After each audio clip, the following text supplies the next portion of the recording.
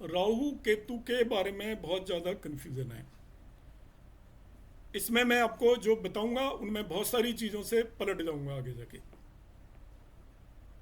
पर basic concept हमें दिमाग के अंदर रखना है। एस्ट्रोलॉजी का नियम यह है कि आप नियमों को याद करो, नियमों को समझो और एक्सेप्शंस को याद करो। जैसे हम रोड पर चलते हैं, ट्रैफिक में हम ड्राइव करते हैं, तो नियम हमें ध्यान रखने हैं, मगर एक्सेप्शंस भी पता होने चाहिए कि आगे कोई भी यदि बस जा रही है वो एकदम से ब्रेक लगा सकती है बगैर नियम को फॉलो किए हुए। कोई बाइक वाला है वो एकदम से आपके आगे आके कट ले सकता है, तो हमें उसका भी ध्यान रखना है। तो एस्ट्रोलॉजी का भी बिल्कुल दशा और अंतर दशाओं में अभी तक हम नियमों पर चल रहे हैं। ऐसे ही राहु केतु में मैं नियम बता रहा हूँ आपको।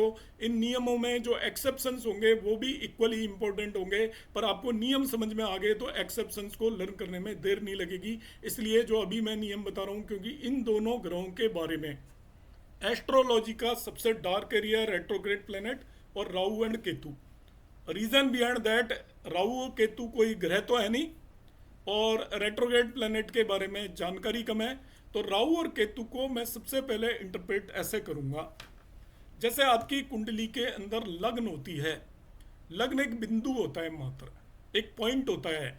जब आप सन सुबह सुबह जब आप पर्सन का बर्थ होता है, उस टाइम पर जो भी लग्न ओरिजिन पर राइज हो रही होती है उसे हम लग्न बोल देते हैं। उसकी एक डिग्री होती है स्पेसिफिक, और आपकी कुंडली में उस पर्टिकुलर डिग्री के, उस राशि में उस डिग्री के उस बिंदु को, पॉइंट को लग्न बोलते हैं।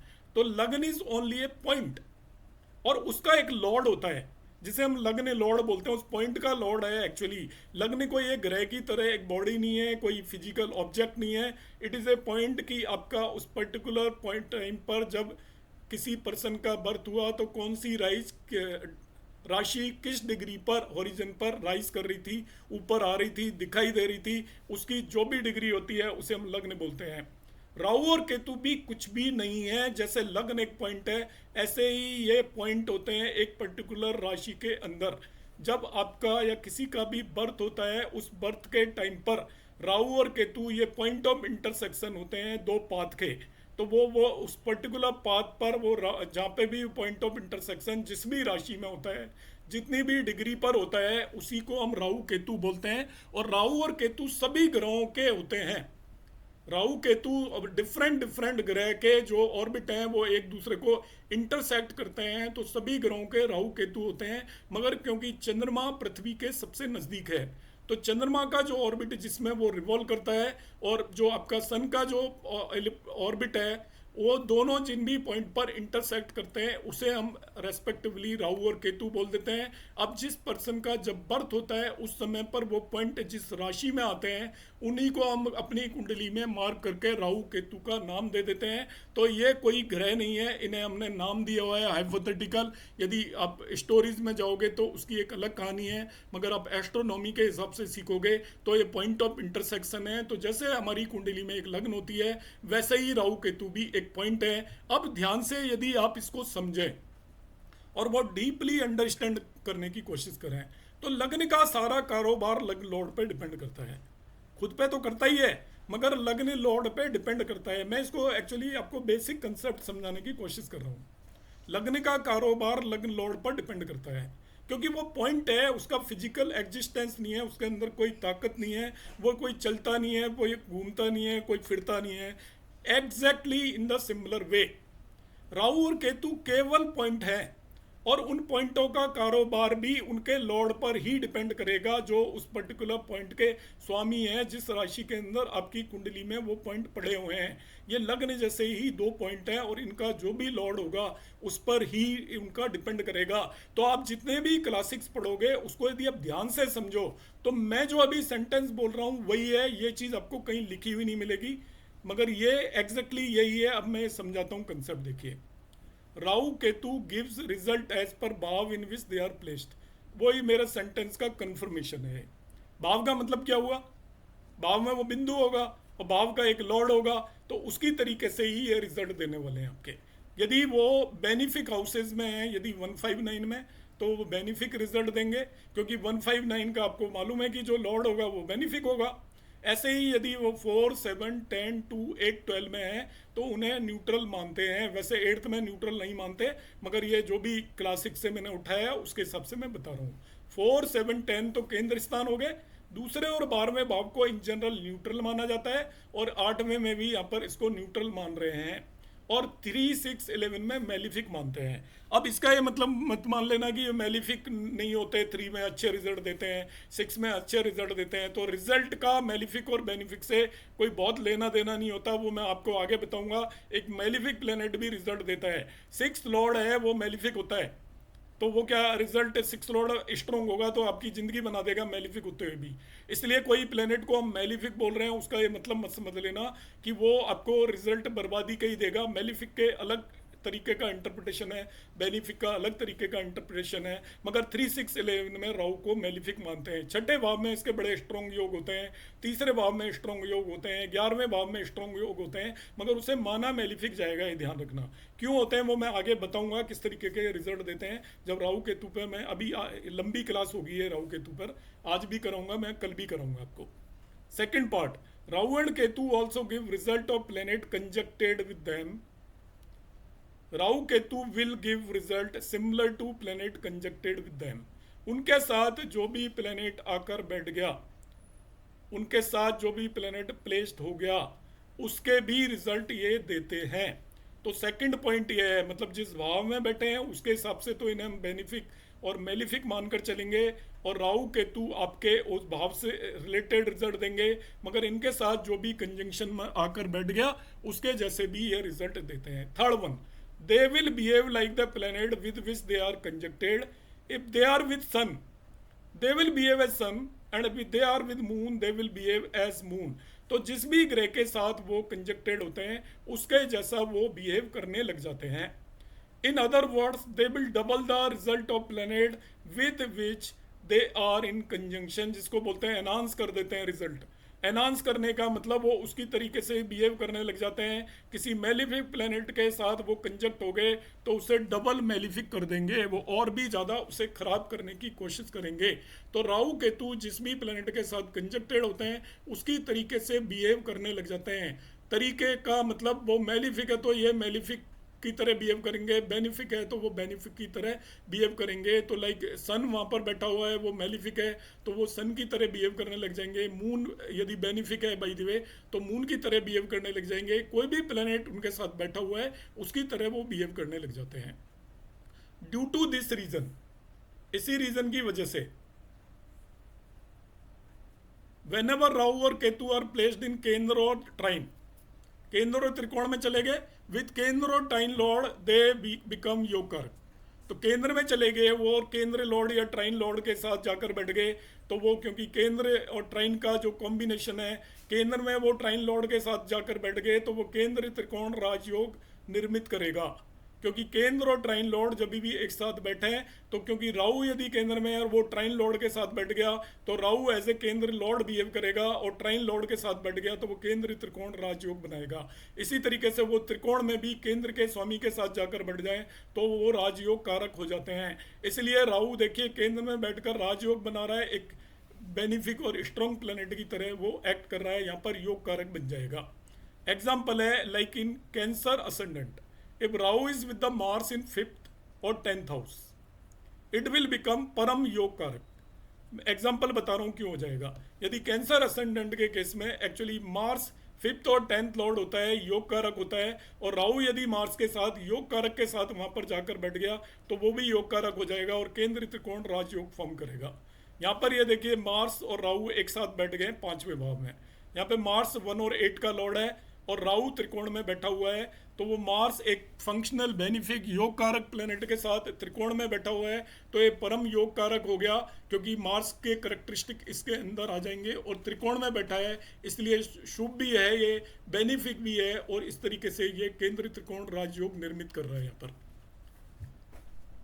एक और मैं कंसेप्ट बताऊंगा आज की क्लास में, फिर हम नेक्स्ट क्लास में इसको डिस्कस करेंगे। Rahu placed with 3rd and 12th Lord in 5th house, तीसरे भाव के स्वामी के साथ और 12वें भाव के स्वामी के साथ वो 5वें भाव में बैठा है। तो इसको थोड़ा अंडरस्टैंड करें। 5th भाव बेनिफिक है, तो फिफ्थ भाव में यदि राहु बैठा है तो अभी मैंने समझाया बेनिफिक की तरह एक्ट करेगा। मगर यहाँ पे थर्ड एंड ट्वेल्थ लॉर्ड को मैं मेलिफिक मानकर चल रहा हूँ। थर्ड लॉर्ड तो होता ही होता मेलिफिक है, और ट्वेल्थ लॉर्ड यदि थर्ड लॉर्ड भी है और वो अकेला बैठा है तो वो भी मेलिफिक हो जाएगा।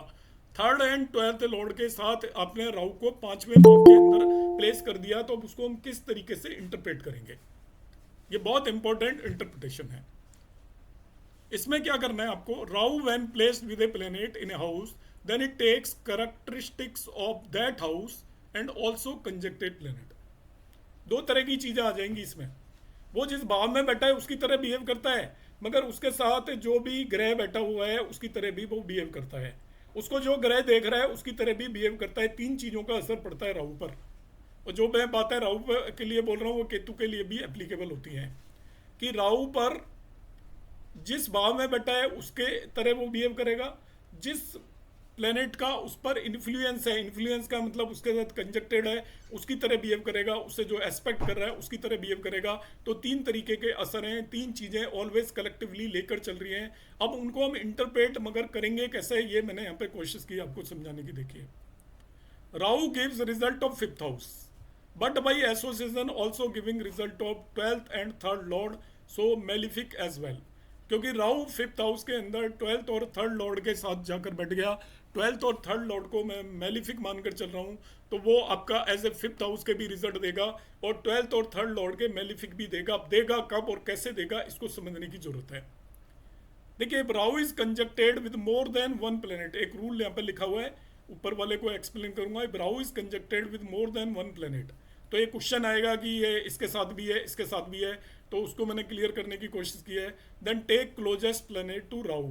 सबसे ज़्यादा असर उसका होगा जो उससे सबसे क्लोज है डिग्री वाइज, तो वो उसकी तरह बिहेव करने की कोशिश करेगा। अब यहाँ पे देखिए, दशा ऑफ मरकरी इज रनिंग, दशा of Mercury is running, Rahu will become negative. Suppose mercury किसी कुंडली के अंदर थर्ड एंड ट्वेल्थ लॉर्ड है, mercury third and twelfth Lord है और वो फिफ्थ हाउस के अंदर राहु के साथ जाकर बैठ गया।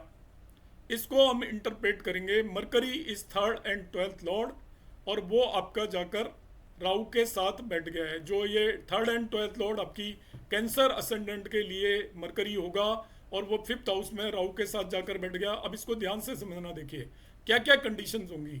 राहु की दशा आएगी तब तो क्या होगा, मरकरी की दशा आएगी तब क्या होगा। इसको दोनों को मैं इंटरप्रेट कर रहा हूँ और दोनों का इंटरप्रिटेशन डिफरेंट होगा। एक वही राहु है, वही मरकरी है, पांचवें भाव में बैठे हुए हैं।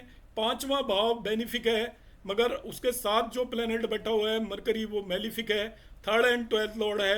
अब आपको यह दशाओं को इंटरप्रेट करना है कि राहु की दशा आएगी तब तो क्या होगा, मरकरी की दशा आएगी क्या होगा। इसको हम किस तरीके से इंटरप्रेट करेंगे तो इसको आप समझना। देखिए, if dasha of Mercury is running, दोनों बेनिफिक है तब तो मैं एक्सप्लेन कर ही नहीं रहा, वो तो बेनिफिक हो ही जाएंगे कि उसके साथ बेनिफिक आके बैठ गया राहु के साथ, तो वो और स्ट्रोंगर कर देगा उसे और खुद भी बेनिफिक हो जाएगा। मगर यहाँ पे केस में ले रहा हूँ कि राहु तो अच्छे भाव में बैठा है मगर उसके साथ कंजंक्शन एक मेलिफिक प्लेनेट का हो गया।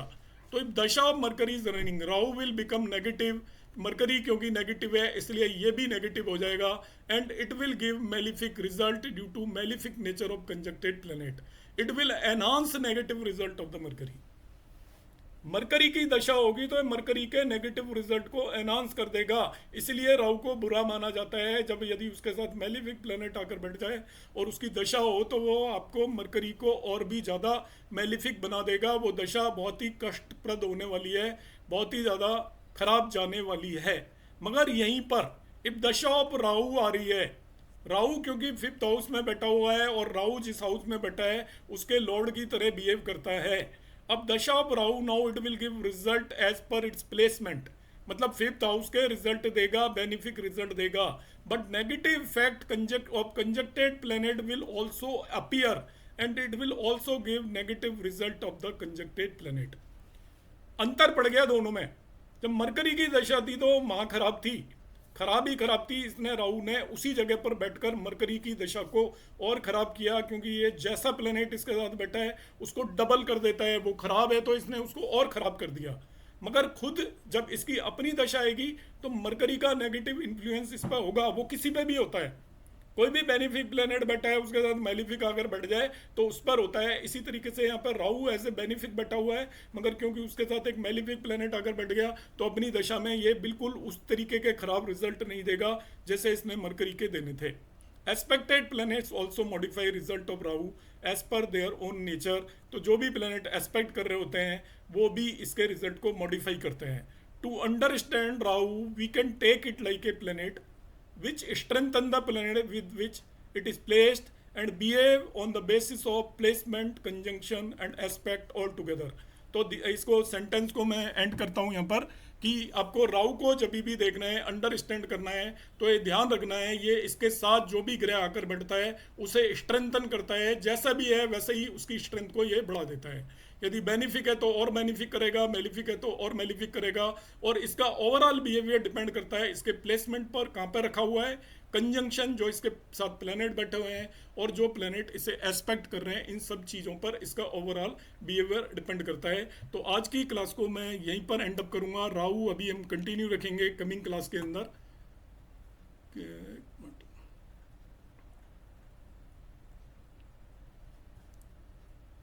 अब यदि कोई डाउट्स हैं तो यू कैन रेज हैंड्स, और आप नहीं तो व्हाट्सएप पे भी आप मेरे पास डाउट्स कंटिन्यू भेज सकते हैं।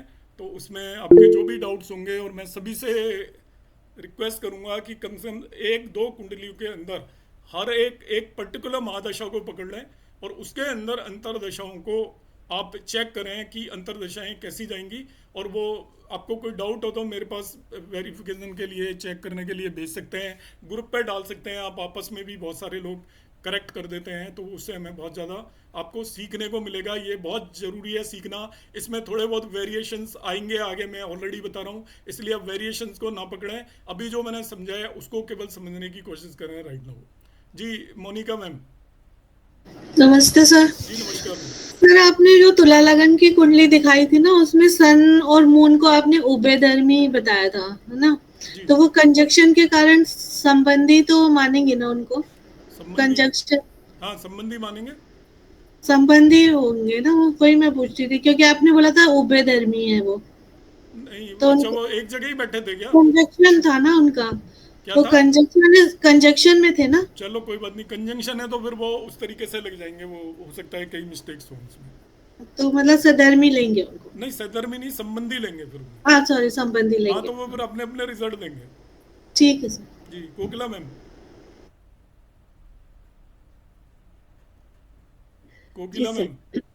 जी सर। जी सर ये जो मूल त्रिकोण के रिजल्ट देते हैं जब ये संबंधी होते हैं, जी तो इनको सहधर्मी भी होना पड़ेगा कि नहीं, अगर सधर्मी हो गए तो फिर वो जो सधर्म है उसके रिजल्ट देंगे। अच्छा। और सर सहधर्मी देखने के लिए हम ओवरऑल नेचर नहीं देखा आपने, उनके अलग अलग लॉर्डशिप्स निकाल के ही उनका सहधर्म मैच किया यहाँ पे ना सर? ओवरऑल का कोई यूज नहीं है क्योंकि वो एक पर्टिकुलर प्लेनेट एक दो भाव का लॉर्ड है, वो दोनों के इक्वल रिजल्ट नहीं देगा कभी भी। सर जब आप बोल रहे हैं मिक्स्ड रिजल्ट, उसका क्या मतलब होता है? मिक्स का मतलब ये होता है कि वो नहीं बहुत अच्छे होंगे नहीं खराब होंगे। मतलब अच्छे बुरे दोनों लॉर्डशिप्स हैं आप तो दोनों अगर के स्ट्रेंथ के उन रिजल्ट को डिसाइड नहीं कर सकते। मतलब जो बली होगा वो अपने ज्यादा रिजल्ट देने की कोशिश करेगा एज कम्पेयर टू जो वीक होगा उससे। तो हम अच्छा। ऐसा डिफाइन नहीं कर सकते कि भाई ये वाले रिजल्ट मिलेंगे। जहां मिक्स लिखा हो उसका मतलब ये है कि हम बता नहीं सकते बगैर एक पर्टिकुलर केस लिए हुए। और सर उभयधर्मी अगर अनरिलेटेड हैं तब? तभी भी उभयधर्मी तो क्योंकि वो एक दूसरे को वो कुछ कर ही नहीं रहे हैं तो वो अपने अपने रिजल्ट ही देंगे।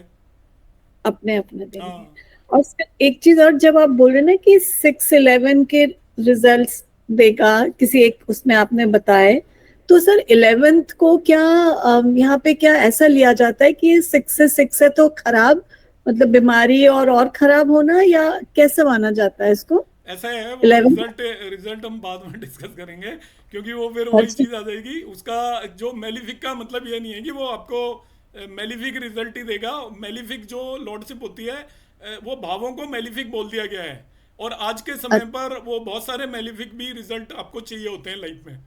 जैसे आपका थर्ड भाव मेलिफिक है और उसका लॉर्ड है, वो आपके अंदर साहस पराक्रम देगा, ये सारी चीजें देगा। जो आप स्पोर्ट्स में, यदि आपका थर्ड हाउस वीक है, सिक्स हाउस वीक है, तो आप वहां पे जाके हाथ ही हिलने लग जाएंगे, आप काम ही नहीं कर पाओगे, खेल ही नहीं पाओगे। तो वो भी जरूरी होते हैं एक्चुअली, मेलिफिक भी। सर सॉरी, एक दो क्वेश्चंस और हैं कोई बात नहीं, सर। पूछिए। जब जब बोल रहे हैं कि कैंसल आउट रिजल्ट्स होंगे, तो मतलब इसमें से जो ये जब होगा, जब ये विरुद्ध धर्मी होंगे और अनरिलेटेड होंगे, तो जी वो जी कैंसल कर। जी। तो सर जैसे इसमें से विरुद्ध धर्मी है, मतलब एक मेलेफिक है, एक न्यूट्रल है, तो मेलेफिक के भी कैंसल आउट हो जाएंगे फिर नहीं, रिजल्ट्स? न्यूट्रल विरुद्ध धर्मी नहीं होगा, वो तो उभय धर्मी हो जाएगा।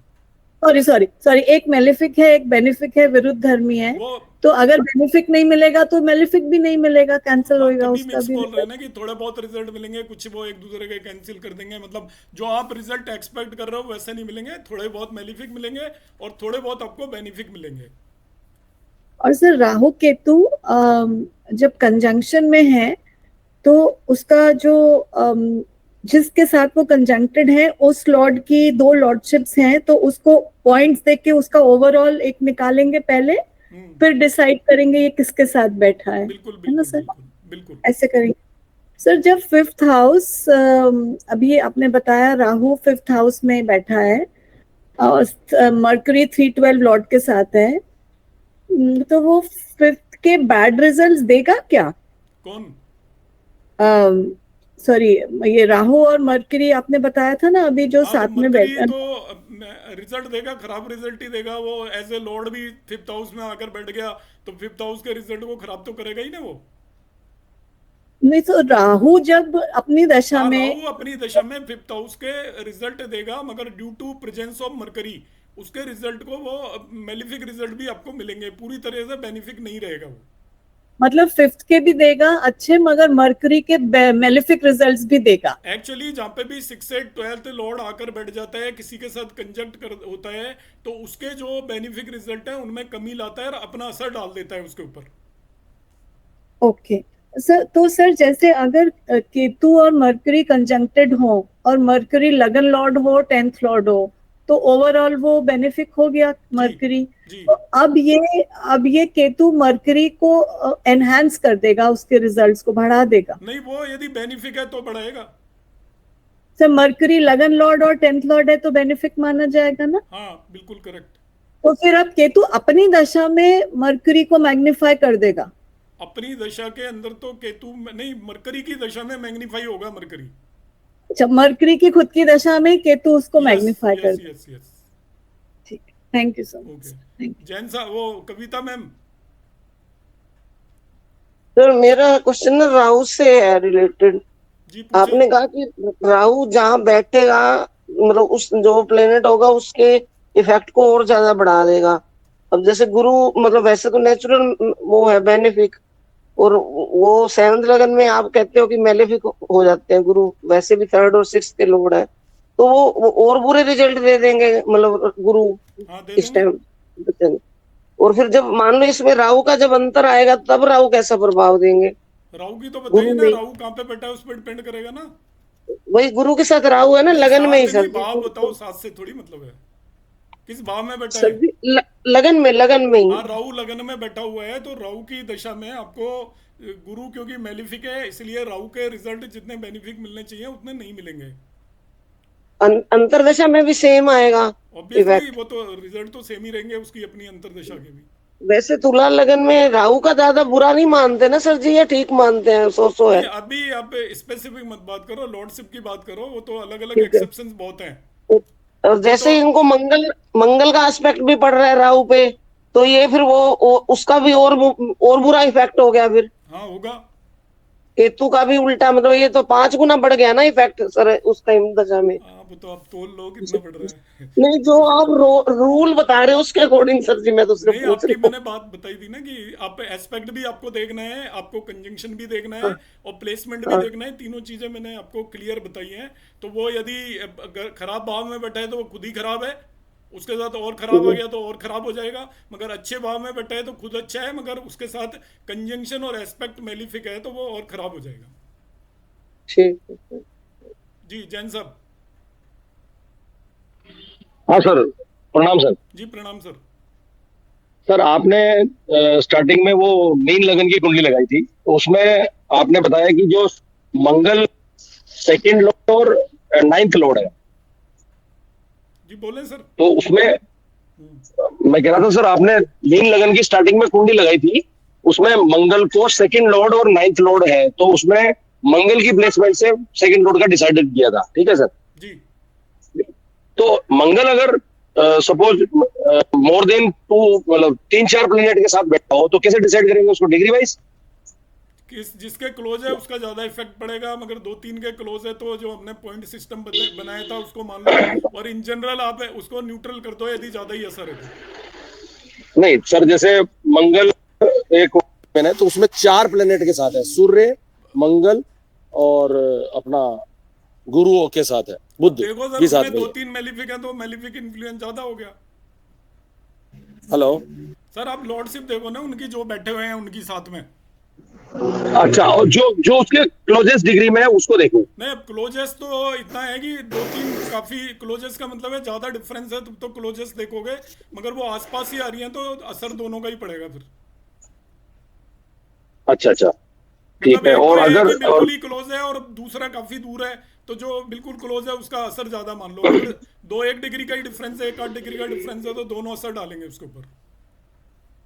अच्छा अच्छा, और आगे पीछे वालों को काउंट कर लेना ज्यादा, बिल्कुल। और बाकी को रहने इन दें। जनरल जहाँ पे डिस्प्यूट आपको थोड़ा लग रहा हो तो सेकंड लॉर्ड को आप न्यूट्रल मानो फिर। ठीक है सर। और दूसरा मेरा क्वेश्चन राहु से रिलेटेड था। राहु सपोज 11th हाउस में बैठा है मरकरी की राशि में, ठीक है सर, और मरकरी 9th में जाके बैठा है,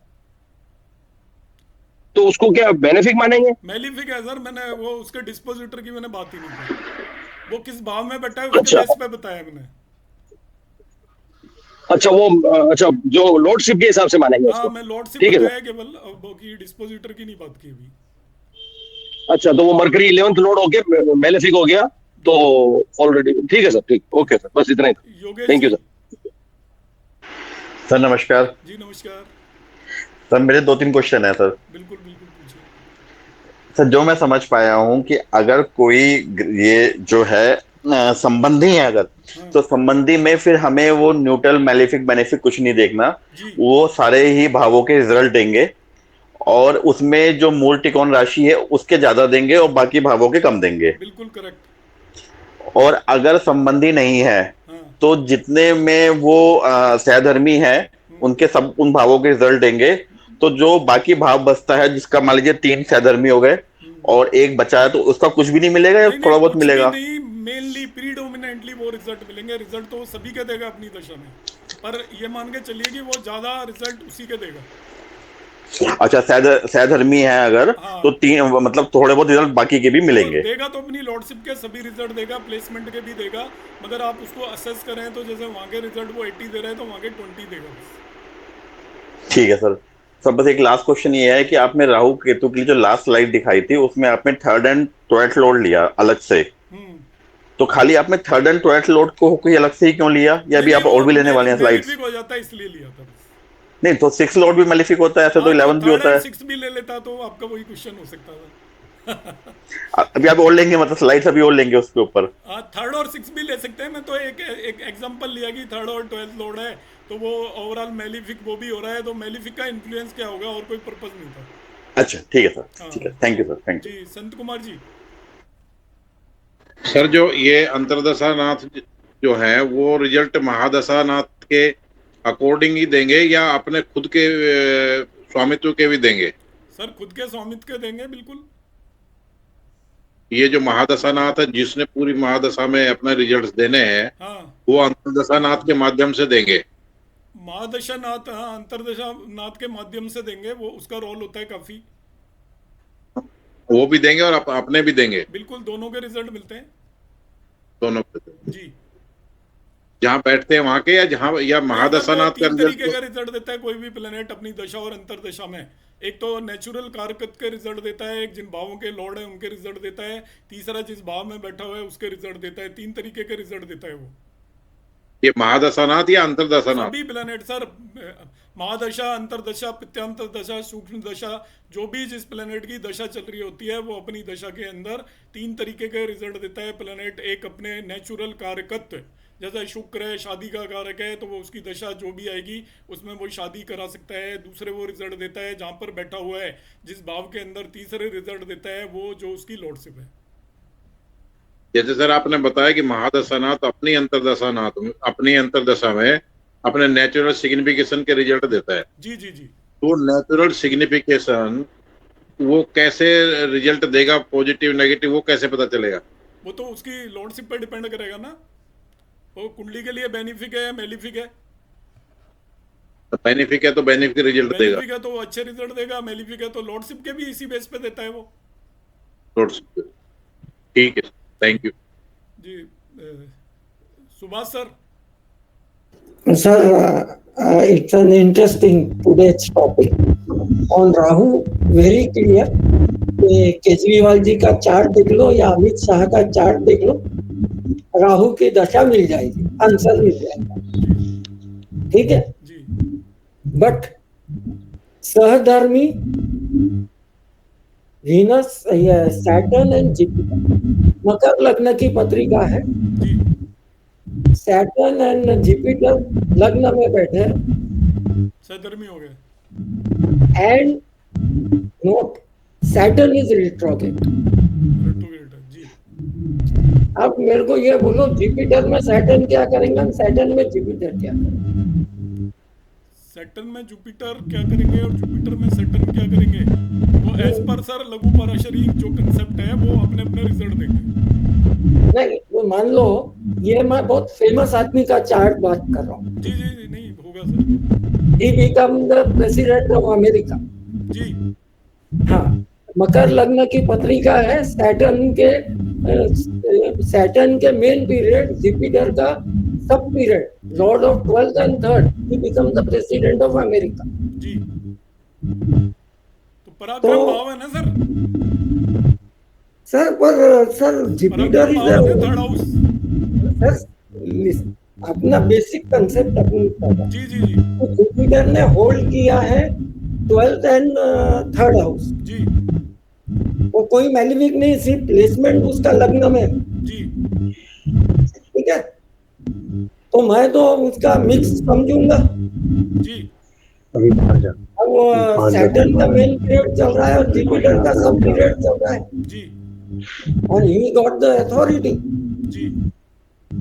तो सर ये सहधर्मी होते हुए और एक दूसरे के सब पीरियड में ऐसा, तो सर वो लग्न लॉर्ड भी तो अपने रिजल्ट देगा ना सर।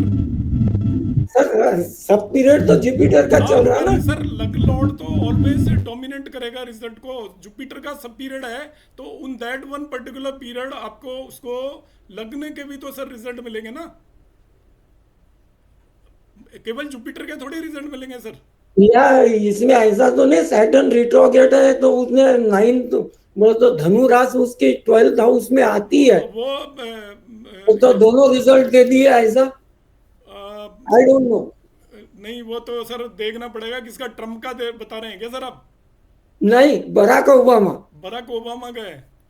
हाँ सर आप मकर लग्न है। जी जी। और सैटर्न जुपिटर लग्न में है, सैटर्न रिट्रोग्रेड है। ये बहुत इंटरेस्टिंग चार्ट है। जैसा लग्न के लिए देखना हो जी जी कि लग्न इन 8th हाउस, जी जी। आप बोलते कि लग्न इतना कमजोर नहीं होता। If I compare between Rajendra Prasad and Morarji Bhai Desai, one become the president of India and one become only the prime minister after the struggle. It's an question कि लगने से 8th हाउस कॉमन होने से वो अफेक्ट हुआ और ये अलग होने से ये निकल गए। उसमें राजेंद्र प्रसाद जी, मुरारजी भाई के अंदर 2-3 डिफेक्ट थे सर। हाँ, मुरारजी भाई की कुंडली में 2-3 डिफेक्ट थे, उसमें हमने काफी काम किया है। उसके केंद्र स्थानों में कोई भी प्लेनेट नहीं था मुरारजी भाई देसाई के, उसके केंद्र स्थान खाली हैं सर। तो मैं यह कंफ्यूज हो गया कि भाई whenever we see the mahadasha, generally मैं जो देखता जी जी जी कि लग्न से उसकी महादशा और अंतरदशा, whether they are the friends with the लग्न or not, सर इसमें जो जो आप बता रहे हो बराक ओबामा का यदि सेम है तो इसमें एक सूत्र लगता है जो कि बेसिक एस्ट्रोलॉजी का सूत्र है। किसी भी पर्सन की जब लग्न लॉर्ड 10th लॉर्ड और एक्सॉल्टेड प्लेनेट की दशा होती है तो वो उसकी लाइफ के अंदर राइज कराती है उसको। अच्छा, या yes sir, this is a very important सूत्र। लग्न लॉर्ड 10th लॉर्ड और एक्सॉल्टेड प्लेनेट वो इर्रेस्पेक्टिव ऑफ वो आपका मेलिफिक हो बेनिफिक हो उस पर्सन को राइज कराती है। ये आप इवन मेहता सर की बुक के अंदर ये बहुत 2-3 केस स्टडीज हैं इस पे। सर मैंने आज जो आपको भेजा था वो सर मैं पढ़ूंगा आपको बताऊंगा, अभी मुझे वो समझ में नहीं आया क्या था, मैं एक बार पढ़ के बताऊंगा, मेरे पे है बुक वो काफी मैं कंफ्यूज हुआ उसमें। वो सर मैं आपसे बात करूंगा, वो बुक पढ़ूंगा, अभी आपने भेजा था मेरी क्लास चल रही थी तो मैं देख नहीं पाया। ठीक है, थैंक यू। सर जी सूत्र रिपीट करना, सूत्र जो अभी बता रहे थे किसी प्लेनेट का लगन लॉर्ड। मैडम वो मैं पढ़ा दूंगा मेरी लिस्ट में, आप चिंता मत करो। परवीन जी नमस्ते सर। जी नमस्कार जी। सर जो आपने भी राहु वाला बताया कि राहु जैसे जिसके साथ बैठता है, एक तो पहले जहाँ बैठा है उसके रिजल्ट करेगा प्रोमिनेंटली भाव के जी। तो अगर वो फंक्शनल मेलिफिक के साथ बैठा हुआ है तो उसके लॉर्डशिप के रिजल्ट भी करेगा आपके अकॉर्डिंग, आपने ये बताया ना सर। नहीं, फंक्शनल मेलिफिक का उस पर असर पड़ेगा तो उसकी लॉर्डशिप के रिजल्ट तो नहीं करेगा सर? नहीं असर, जैसे मेलिफिक है 12th लॉर्ड कहीं भी जाकर बैठता है तो वो उसको एज ए 12th लॉर्ड जो इन्फ्लुएंस डालता है वो उस पर पड़ेगा राहु के ऊपर। मेलिफिक रिजल्ट देगा ड्यू टू 3rd लॉर्ड है तो वो 3rd लॉर्ड की वजह से मेलिफिक इन्फ्लुएंस उसके ऊपर होगा। ओके, मतलब उन दोनों भाव का रिजल्ट नहीं मिलेगा, मतलब उनके लॉर्डशिप का रिजल्ट नहीं देगा, खाली अपनी नेचर चेंज कर लेगा उसके अकॉर्डिंग। हाँ, नेचर चेंज कर लेगा, उसका असर हो जाएगा। ठीक है, ये करेक्ट है सेंटेंस। ठीक है सर।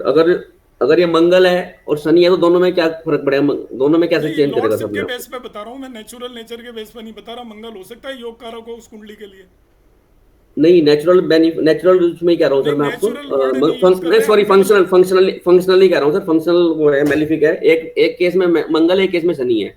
तो फंक्शनल मेलिफिक है तो मंगल किन भावों का लॉर्ड है उस हिसाब से इन्फ्लुएंस डालेगा ना, कि वो आपका यदि 6, 6, 8वें 12वें भाव का लॉर्ड होकर यदि वहां पर आकर बैठा हुआ है तो उस तरीके की ट्रबल्स क्रिएट करेगा। यदि वो 3rd लॉर्ड आकर बैठा है तो 3rd लॉर्ड के हिसाब से प्रॉब्लम क्रिएट करेगा।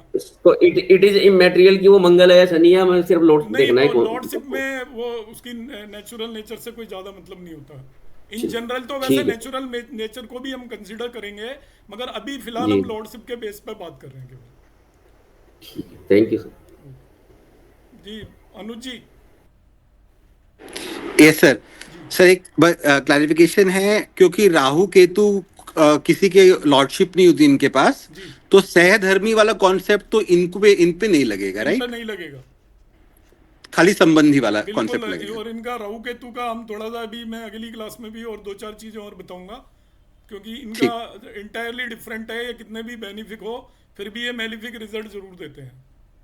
ठीक है सर, थैंक यू जी। विनोद जी। प्रणाम सर। जी प्रणाम जी।